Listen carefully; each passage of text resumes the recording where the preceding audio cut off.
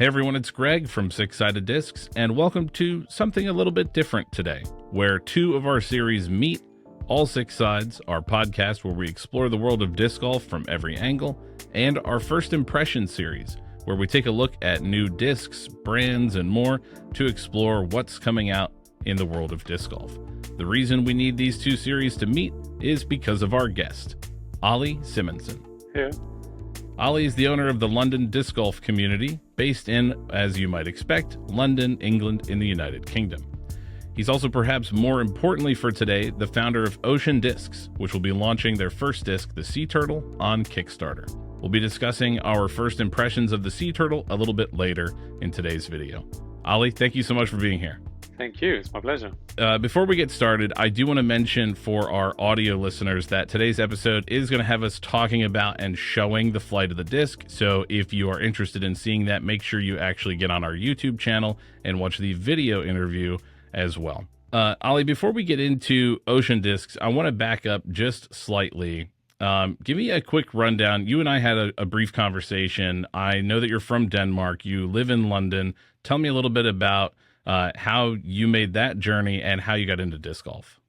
Okay, so I was born in Denmark and my dad is Danish. My mum is English, and I moved to England when I was about 13 and went to school and college in England. And then just after I turned 19, I moved to New Zealand and I lived out there for 2 years. And that's where I learned to play disc golf and picked up disc golf. And within the 2 year period, I think my highlight was reaching sixth best in New Zealand at the time. Wow. And obviously now there's loads more players than when I was there and a lot better players. But yeah, I think they had, just like the PDGA, they had monthly ranking updates. And I think my highlight best was being top six, which was pretty exciting. Yeah, that's really interesting. And I didn't know anything about the New Zealand piece. So presumably you're familiar with RPM discs. Yes, I'm, I'll say good friends with Simon Feasy, who's one of the founders. And we played a lot when I was there. We would be competing against each other. I think for the most part, he would always play against me and beat me. But yeah, I'm very familiar with the brand and been throwing their discs. And yeah, I think what they're doing is, very unique and very Kiwi, which is great. And yeah, I'm very, very familiar with them and support them as well. So I think that gives you then some sort of baseline by which to judge the disc golf scene in the UK. How long have you been in London now? I've been living in London for I keep getting reminded by Facebook pop-ups saying, you got this story from 10 years ago, which is when I moved out there. So I've been, living in London now for coming up 8 years, just shy of 8 years. And yeah, been working different jobs. And when I first got here, I sort of put disc golf on hold for a little bit and just kind of getting adjusted. I wasn't really sure when I came back to London whether I was going to stay or go back to New Zealand, and that's to do with visa situation. But I ended up staying, and playing down in Croydon, which is the big 18-hole course south of London, and I'm at Horston Hill Activity Centre, which is West London near Wembley Stadium, where I organised the Wembley Open tournaments. But yes, slowly got back into it. I think in 2017 is when I sort of started getting back into disc golf in the UK, and that's when I started London Disc Golf Community. First as a social media Instagram account, just promoting disc golf online on social media and spreading the awareness, and then moving into hosting events and competitions such as the Discraft Ace Race, the Trilogy Challenge, and eventually my first PDJ event as well. And I think now, after 5-6 years, I've been done or involved with just over 20 events. So yeah, trying to push and grow the support, whether it's through London Disc Golf Community, which has now become a retail store where we got a physical shop and online, and now into Ocean Discs.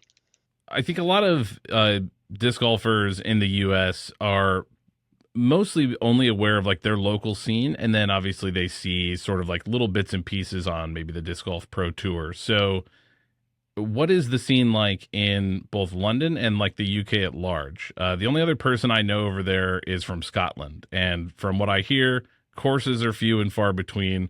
It's hard to get courses put in. It's a hugely densely populated country and not a lot of free space. Yeah, you said it perfectly. It's basically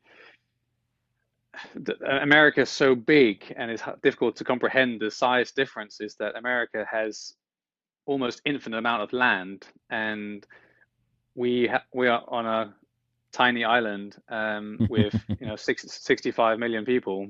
So we've got quite a high population density, especially in London. I think there's over 10 million people in just the city alone. So any green space is used by lots and lots of people.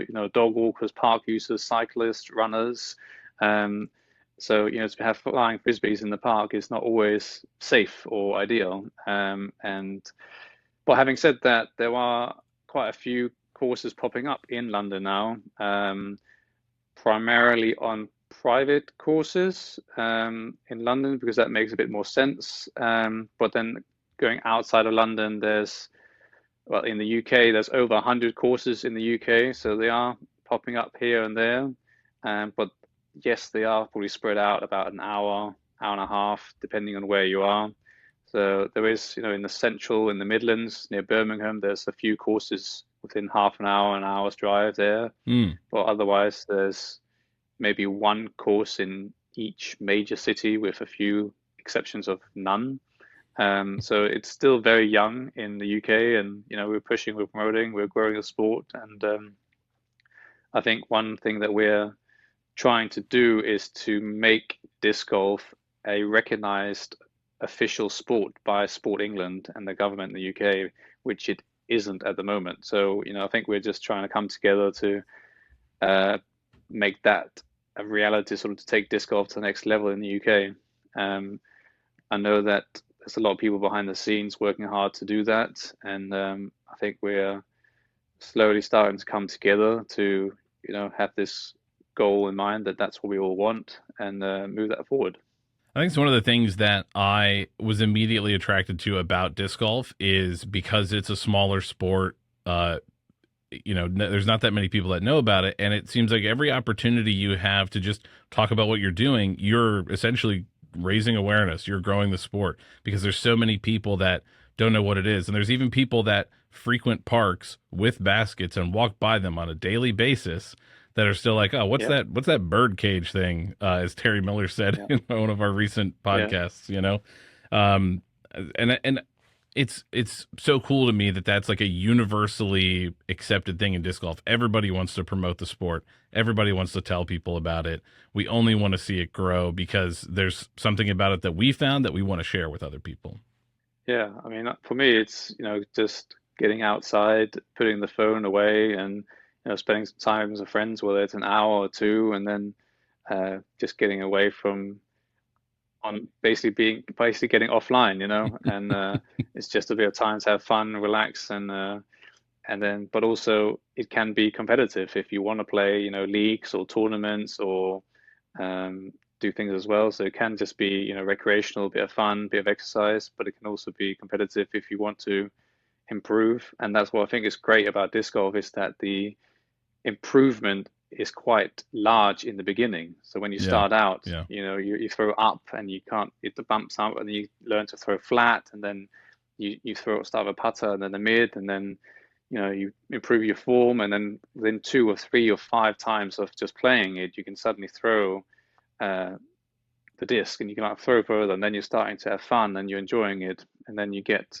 your next, you start buying your first disc or your second disc, and then I had two people come into the shop today who started to pick up disc golf quite a lot. They both got a new disc today. One was the MVP Inertia, and one was the Latitude Sapphire. Both 9, 10 speed discs with a bit of turn and perfect for sort of people that are starting out that are looking for that bit more distance.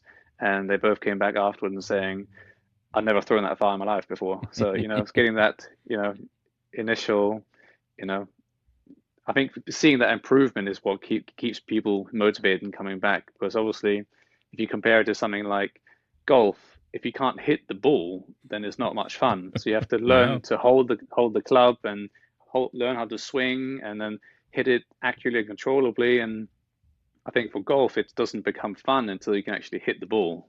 And there's a few more steps involved to do that. Whereas with disc golf, it's throwing. So then you have, okay, you start like this, and then you got to reach back a little bit more, and then you improve your form as you go. So you can still throw 5 or 10 meters, and then 20 meters, and then 30 meters, and then the improvement with disc golf is quite what's the word? Accelerated, Yeah. Exponential for sure, at least at first. exponential. Yeah, Yeah. That's really interesting. And I think part of what you said there in kind of helping players progress through the stages of their own disc golf development, I think a lot of players kind of start at the wrong place and they go for, well, speed equals far. And so they grab high speed discs and think that's going to make them go further. And of course, it doesn't. And if yeah, I know you've probably had a million conversations like that in your shop. We have them when we go out with our mobile pop-up shops. And now I'm trying to get ahead of that and talk about that in our videos ahead of time. Hopefully we can catch people yeah, before they go buy their 13 speed driver and can't figure out why yeah. it won't fly for them. But I think that also ties in a little bit to Ocean Discs. So this is a new project that you're starting. I see some inspiration behind you on camera as well. So tell me a little bit about how the idea of Ocean Discs started. And then I want to bring that back eventually to why did we decide to go with a mid-range to start? Sure. So when I first thought about when I first thought about starting a brand, I think the first thing that came to mind was, everyone's making discs from virgin plastic, and I got a lot of inspiration from Trash Panda. I got a lot of inspiration from Luft Discs in Denmark, and I think being born in Denmark, going to the beach, every weekend, living by the beach, and you know living in New Zealand, which was again we went to the beach quite a lot there. I got into fish keeping during lockdown. So I think there's always been a bit of me that's been fascinated and interested in the sea and the ocean, Mm-hmm. and so that's sort of where the name came from. And then also having done a little bit more research about plastics, and the ultimate goal was to find a plastic that was biodegradable. But for my research, that technology doesn't exist yet. Um, and then if you do go down that route, then what's an acceptable product? Like, do you go with something that has a lifespan of 5 years and then degrades, or 2 years and then degrades? I mean, generally speaking, disc golfers like to buy a disc and then wear it in, and then it's got that perfect level. Um, and they don't want it to then break into pieces and dissolve. Like that's when they want to keep it. So And when it does, they want to take pictures of it and post it on the internet of it in 2 or 3 pieces. absolutely, yeah.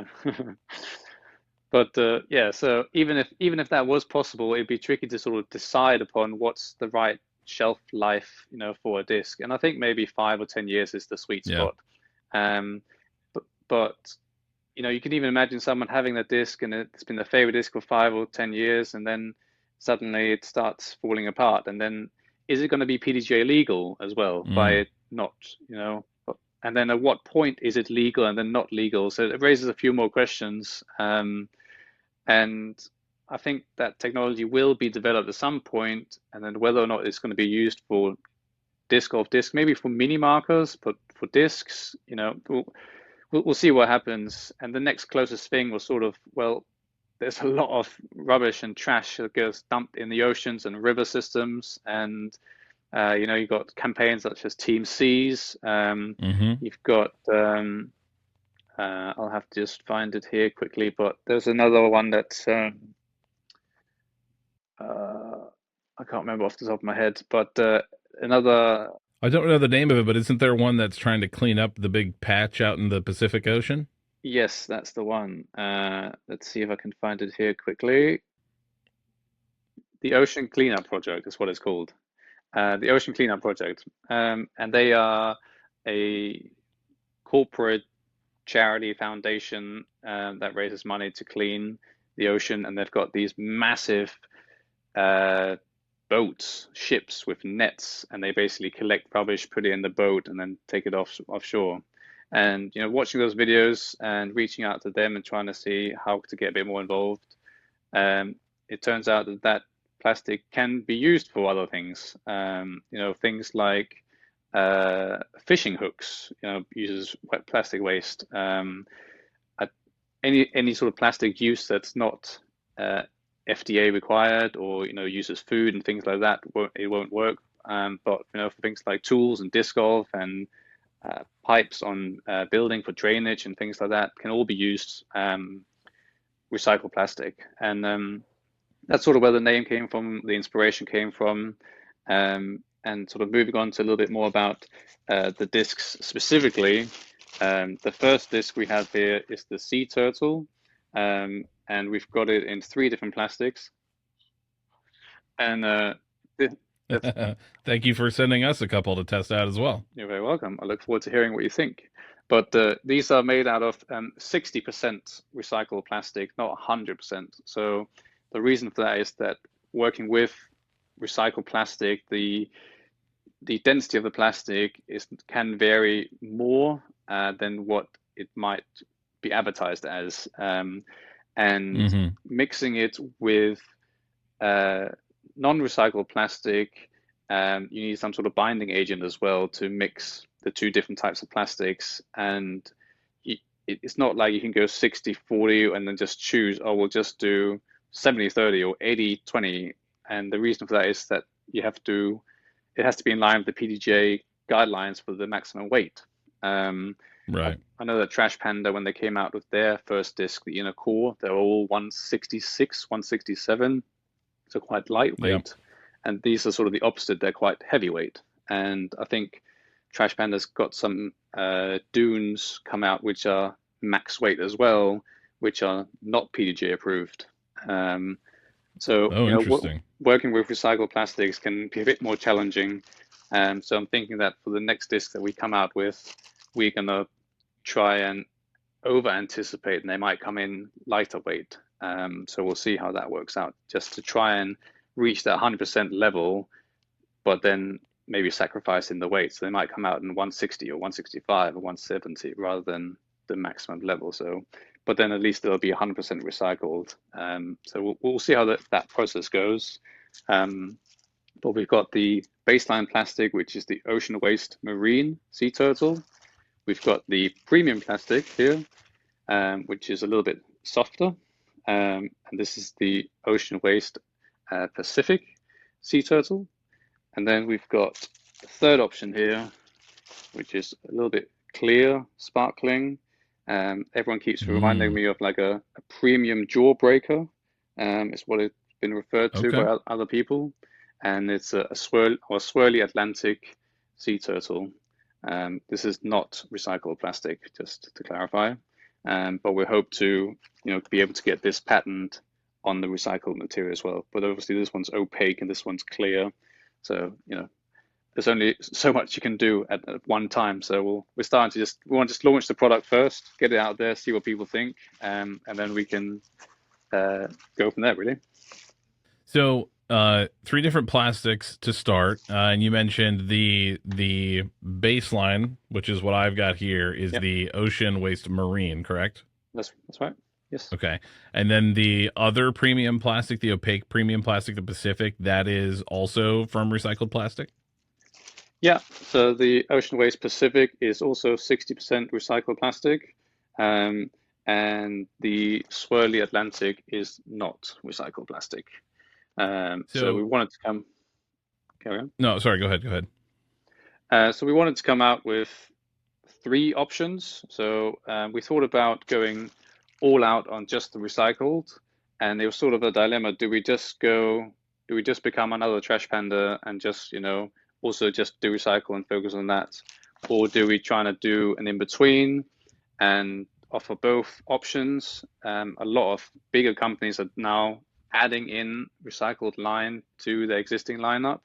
Yeah. And I guess the honest answer is that we couldn't really decide on whether to just go all in on the recycled, and thought, well, let's launch one of each, see what's more popular, and then maybe our customers can help us go in the right direction. The feedback we've had is very positive so far, and maybe it is that we just go all out on the recycled if that's what if that's what people want. And we're happy to go down that route, and we think it's the way forward in the future. Yeah. Step away from the plastic for just a moment, then let's actually talk about the disc. So the Sea Turtle is a 5-speed mid-range, is that correct? Yeah. Tell me a little bit about the flight numbers and sort of determining how you wanted it to fly, or how it ended up flying, and how you sort of try and build out those flight numbers on that. It's actually quite a difficult process. So we'll start with the intended design. It was designed to be something similar to be a dead straight mid-range. Lots of glide, nice and straight, little to no turn, little to no fade, just nice and straight. Ideally, a beginner-friendly disc for beginners. So it could be something that can be used for disc golf shops, or for disc golf courses, like as a rental disc. A beginner disc, good for presents, good for new players. Something as an all-rounded disc that someone can start off with playing. But I'm really liking this disc, and it's got a nice, good mid-range. And when I throw it with a lot of power, it just holds it nice and straight, a little bit of turn, a little bit of fade, and it holds up the torque even when I throw it at full power. They have come out a little bit more stable than anticipated. And a lot of the feedback I've had from local people is that it's more like a putter 4-speed.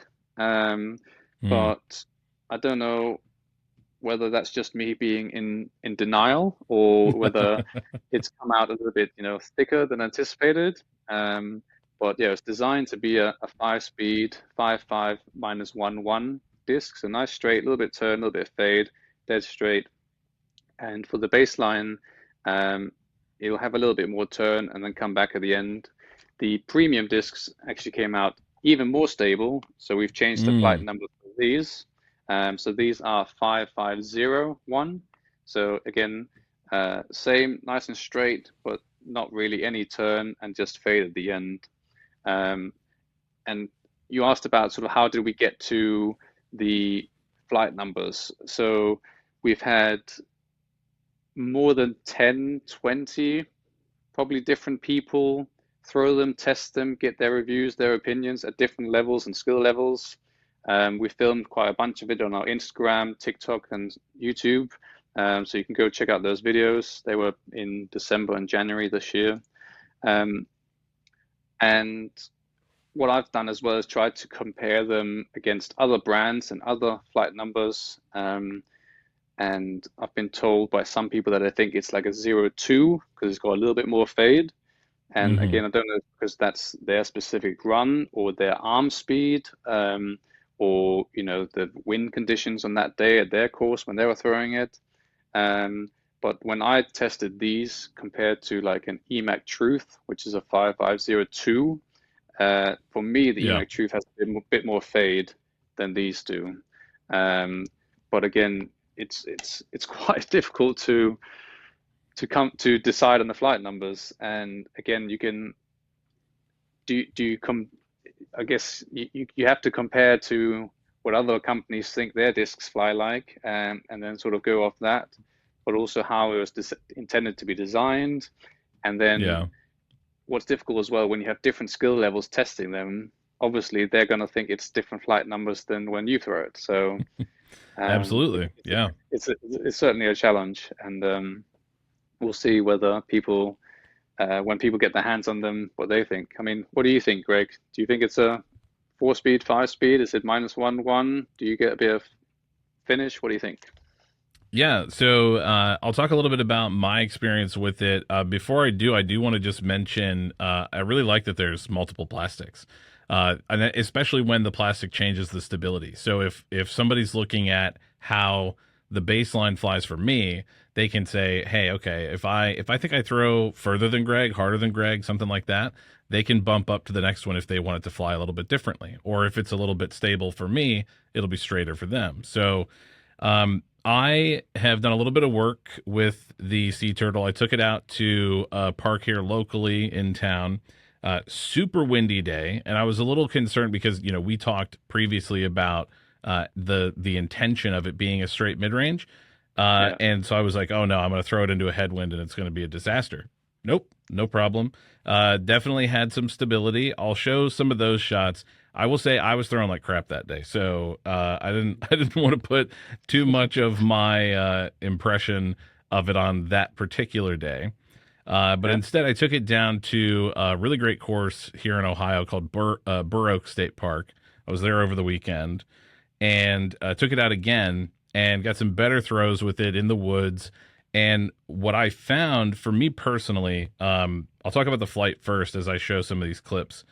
I really liked. It was definitely a little bit overstable for my arm, and so I would say like that 0-1 or maybe I don't know if I would give it like a 0-2. It didn't have a huge fade, but if I started it out on Anheuser, it would just slowly hold that and just slowly work out of it the whole time, which meant if I could get the right release angle that I wanted on like a tight wooded fairway, which I did, I could get a really nice straight shot and hit a gap and kind of anticipate where that landing zone was. And ultimately, that's all you ever want from the overstability in a disc is to kind of know when and how it's going to come out and where it's going to land. That way you can, pick your spot on the fairway where you want to land and throw your next shot. So I really liked that. One of our sponsored players, Caleb, who has a lot more power than me, was able to throw the Sea Turtle.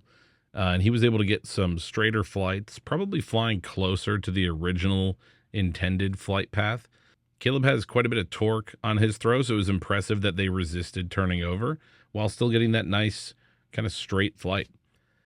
I also want to talk specifically about the plastic.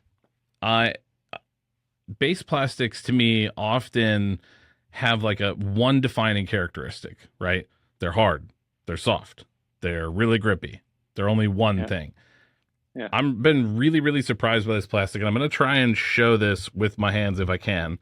But the flight plate has a nice little bit of, springiness to it, and it feels soft, and you can like get your finger in there. And normally, when you get a plastic like that that does that, the rim then is also pretty flexible, but this is really stiff. Like I'm having to push so hard to get it to bend at all. And that combination I found really surprising. There's both like that little bit of give that like makes it more comfortable in your hand, but none of like the integrity of it is compromised. And I'll show another shot of me shanking this this over on Anheuser into a tree, and my immediate reaction was, "Oh no! Like there's going to be a huge gouge in it."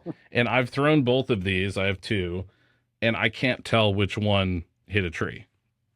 I have no idea. So I'm also equally impressed by the durability, especially at least of the baseline, because I think some baseline plastics you throw, and I'm not trying to shame anyone, but MVP's new Electron plastic, like I thought the gyro rim was supposed to be like super extra durable. I hit my basket once with a pixel, and there's like a big, gouge in it. So not jazzed about that. But I have to say, like for the first disc from a brand new company, you guys have really got something, and I haven't even gotten my hands on the premium plastic, so look forward to that in the near future. But the base plastic feels great. And of course, if it's not quite stable enough for what somebody's looking for, you have those premium plastic options to go with. For me, this is my favorite plastic, the ocean waste marine plastic. It's it's baseline, but has some premium to it as well. It's got really nice grip, and I am really looking forward to getting the this plastic in a putter and putting with that because this feels for me really good, really grippy. Like you said, it's hard, but it's got a little bit of give, but it's still hard. Like Yeah. you're not bending this, but it's still got flexibility to it. Um, and I'm really looking forward to getting a putter out that comes in this plastic, because this feels amazing to me. And this is what I reach for in my bag all the time. I've got the other two in my bag as well. And again, for just that little bit more stability, a bit more wind picks up, um, and obviously to show people and tell people about it, and that we've got all three coming out. But I generally tend to use these fly identical to me. So, it's personal preference whether you want to go, opaque, or you want to go see-through. You like swirls, you like the ocean waste plastic, you know, but for me, Hmm. they fly identical. Um, and I use them for like a hyzer approach, whereas this I'll probably use more like a flat approach, is probably what I'd explain it to. It's what I would use. Hmm. But yeah, I am really looking forward to getting these out there, and this is by far my favorite plastic. So now's probably a good time to mention how these discs are going to release. I mentioned it briefly up at the top that you're going with Kickstarter, and we've seen this go really well for Luft discs, which I will pronounce correctly for you. Not in my previous video, obviously. Although I've been roasted by people for how I pronounce Castoplast discs, so whatever. But you're going with Kickstarter. And I know maybe some of the like specific details aren't ironed out. We're going to wait to release this podcast until we have the actual date that you're planning to go live with the Kickstarter. But why Kickstarter? What are you hoping to accomplish through there? Is there any expectations you can help set for somebody who's interested in getting on board with that, as far as what options are going to be available to them? Yeah, great question. So, as I said before, some of my inspiration from starting the company and the brand was from Trash Panda and from Luft Discs. And I, uh, it's nice to see that something like Kickstarter and crowdfunding is possible in disc golf. Obviously, they are three guys with, I wouldn't say, I don't know if it's PhDs, but they're three guys from uni, have built a flight path simulator, and, going super technical on it. And they've got, a lot to offer. But it's nice to see that the Kickstarter campaign works in disc golf, that you are able to start with very little to small, amounts of cash to start and something, and then use Kickstarter as a platform to take it to the next level. And we've, we've got the mold ready. We've got a PDG. The discs are PDG approved. We've had them out to test and review. And we're going to be launching this. The question is just how many are we gonna order initially? And that's where the Kickstarter comes in to sort of help gauge uh, how much interest is there in a new company that's sort of exploring a new territory.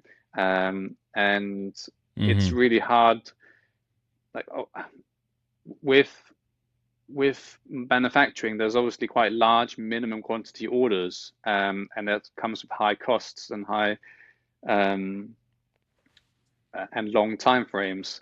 So it's difficult to gauge how much interest there is. So I could order, 1,000 discs and get them shipped, and then I could sell them through my website, and I might sell 100, and I'd be stuck with 900 of the same disc, or I Yeah. could put it on Kickstarter and then sell 2,000, and then, oh right, I need to order 2,000 in order to, fulfill the demand. So it's really tricky, and obviously being able to look back on what Luft Discs has done in the past gives you some indication of, you know, they did two huge successful Kickstarters during COVID and during lockdown, when there was a big boom in disc golf. And the one that they've just launched now is also hugely successful, but not quite as much as the other two, which brings us back to sort of a bit more of a realistic target. So I guess Yeah. the Kickstarter will be coming out very soon. I'm waiting for Kickstarter to basically verify all the details are correct. So I'm hoping it's going to come out very soon. Um, and I think our goal is going to be £10,000, which is what, 15,000 US dollars, roughly speaking, Something like that. something like that. So it's no a nice amount of money, but it's not huge. And whatever happens, we're still going to go ahead um, with the release. We're already in. We've got the mold. We've got the disc. It's PDJ approved. We're ready to go. We just would like to know sort of how much demand is there initially to sort of go, and Yeah. that really helps with the first order. So we might get 200 people say they're interested, and that's great. Or we might get 1,000 people say it. So it's really difficult to gauge, and hopefully the Kickstarter can help us with that to see where the level of interest is at. It's going to start with a tier for 2 discs, which will be the 2 ocean discs, and so that will be tier number 1. You get 1 of each, and then the next tier will be 3 discs, and then it will be 2 of each, 3 of each, 4 of each, and then I think there's a few more tiers above that. Nice. And hopefully one where us retail stores can get in there and grab, maybe half a dozen or so of each. Yeah. So we're actually launching the website officially in 2 days. So you can put the date up here or the link down below Yeah, to go check out it'll our be website. available before this is out. Nice. Yeah. So on there you can send us a message if you are a disc golf influencer and want to test and review these. We've got a form online where you can do that. We also have a separate form for retailers if they're interested in stocking our discs. We've already had a few reach out to us. We had one in, I think it was South Florida, reach out to us and saying that they are doing an event at the end of this year, and their disc logo is going to be a sea turtle. So they want, Ooh. that turtle to be on our disc and come out straight away. And we haven't even launched our disc yet. So it's really promising that so many people have showed interest. And it's really appreciated from all you guys to showing your support. And we just get so even more excited to get started. So this is a great opportunity once again for me to then mention I'm going to include all the information for the Kickstarter on screen for those that are watching the podcast, and then I'm going to interrupt myself now with all the information on the audio version for anyone who's just listening on their favorite audio podcast app. I feel like we've learned about as much as we can right now with the discs that I had, with the information that we were able to get from them. So what is, and I think we sort of already understand a little bit about the idea behind ocean discs, getting that waste plastic and repurposing it for something in a positive way, obviously is great news for the environment at large, of course.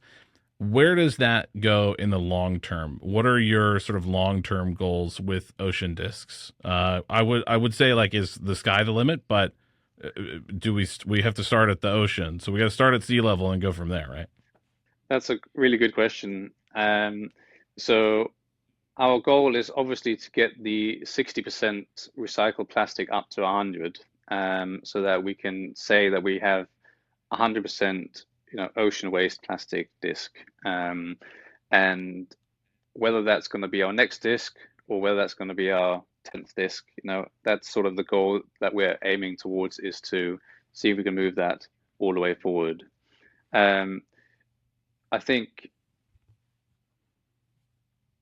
working with other companies, to other disc golf brands, to help just grow awareness of I think working with other brands to grow awareness around recyclability of discs and plastic wastage and using. I know that Trash Panda has a really good recycle program where they're reusing other discs to make discs. That's a brilliant idea, and I think more things like that can be encouraged and be done. I think in terms of general awareness and working with non-disc golf companies, such as the Marine Conservation Society is one of our partners that we're going to work with, and their job is to work on climate change and cleaning up the oceans. and physically going to the beach and helping to pick up rubbish, and doing community days to help clean up the course and things like that. So we want to try and bring disc golf together with non-disc golf related companies in some way or another. So we're at the moment we're very much focused on our one disc and getting ready with the Kickstarter campaign. But the sky or the sea, the ocean's our limit, I guess. Is the ocean our limit? Not necessarily. But yeah, we're just really excited to get started and look forward to seeing where it's going to take us. Olli, I think I just realized what your long-term goal is, and that is to run out of your supply of plastic from the ocean. That'd be great, would it? I guess that would be great. Yeah. I would. Hey, let's hope. Maybe in our lifetime. If not, we'll do it for my son. He's 8 right now, and hopefully he won't have to hear any more stories about plastic in the ocean when he's older. Yeah, I think we're a long way off now to that point, but then you got to start somewhere, right? And all the That's companies that are already doing loads is great, and I think there's a lot that can be done with education in schools about recyclability. You go to the beach, just take the rubbish with you back home, put it in the bin, don't just leave it. And that's not just at the beach, that's at the park, that's at the course, that's at and anything non-disc golf related as well. So yeah, and it's just generally being polite and non-selfish. You know what I mean? Yeah, let's leave this place better than we found it. Olli, thank you so much for taking the time to talk with me today. Everybody make sure you go to Kickstarter, oceandiscs.com, wherever Ocean Discs is on social media, and learn more about the sea turtle and whatever else is going to come down the pipeline. And hopefully you can come back and learn about whatever those future discs are here at Six Sided Discs. Thank you, Craig. Thank you, Olli. I hope you all enjoyed this episode of All Six Sides. Thanks again to Olli Simonsen for joining us. Who would you like to see in a future episode? Leave a comment down below. For Six Sided Discs, I'm Greg. We'll see you in the next one. If you like this content and want to see more, please consider liking the video, subscribing to our channel, or supporting us on Patreon. Your support makes this content possible.